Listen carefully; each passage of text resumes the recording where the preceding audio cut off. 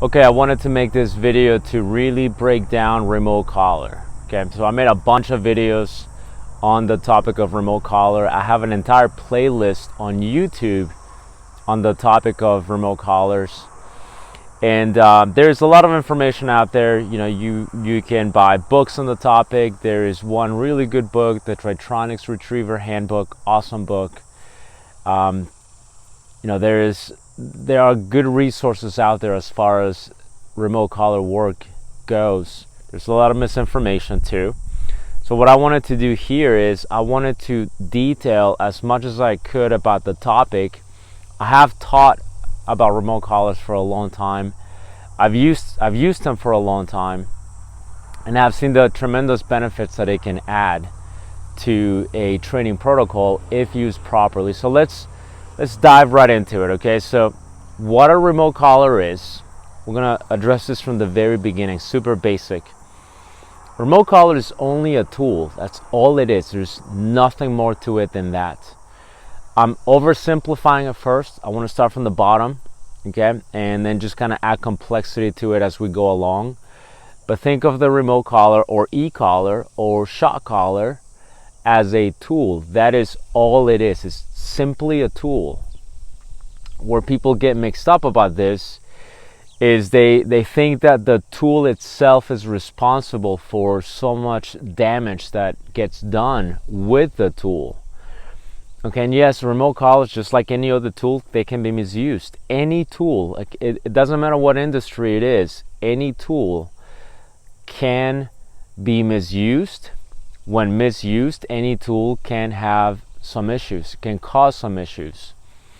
So in the dog, the type of tool that we have here is a tool that is it doesn't simulate anything in nature, anything physical, which dogs are very physical animals. Dogs understand pressure, they understand push, pull, grab, they understand that. They don't understand the type of pressure that the e-collar has. Okay, the e-collar gives a form of pressure that is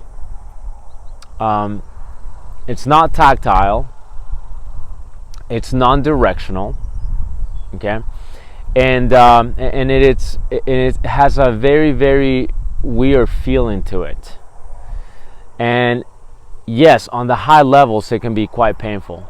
Okay, I'm being very honest with you. This is why this video is not out in the public domain. This is just a video that is closed in for members like yourselves. You've invested your time, you're invested your money to be part of this group. So you're more invested in this than the average person stumbling upon this video.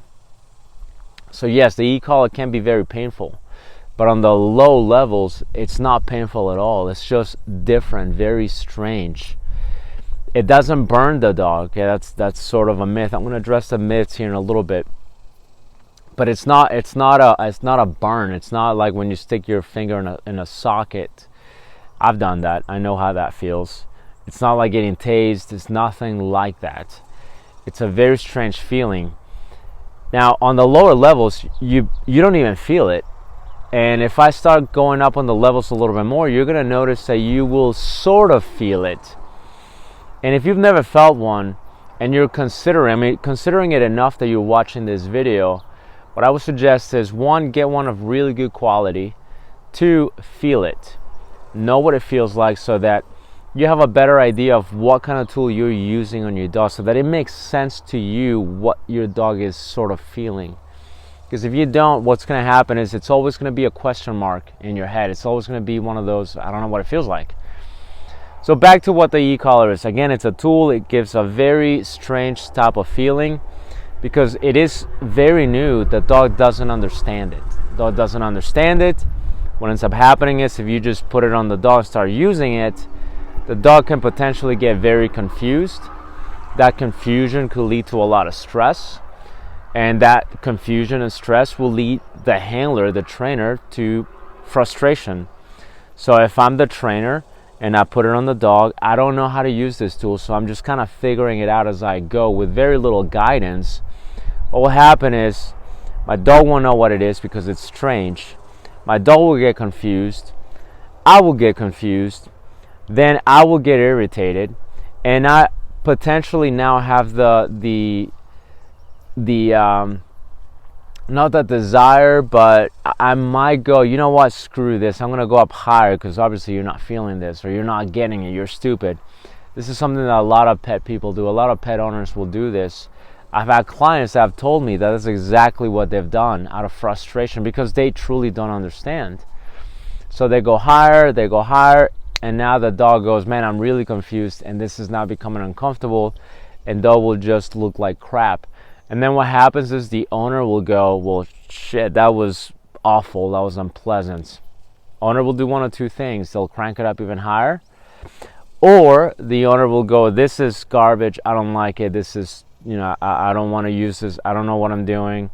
This is a terrible tool, because, they will see their dog in really bad shape mentally, and they'll go, this is a terrible tool, I never want to use it, and now I'm anti e-collar. I've tried the e-collar and I can't stand it. It shut my dog down.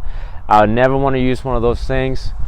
And then you go in the Facebook group, you talk to your friends, and you go, this is such an awful tool that it really messed up my dog. So that's the potential.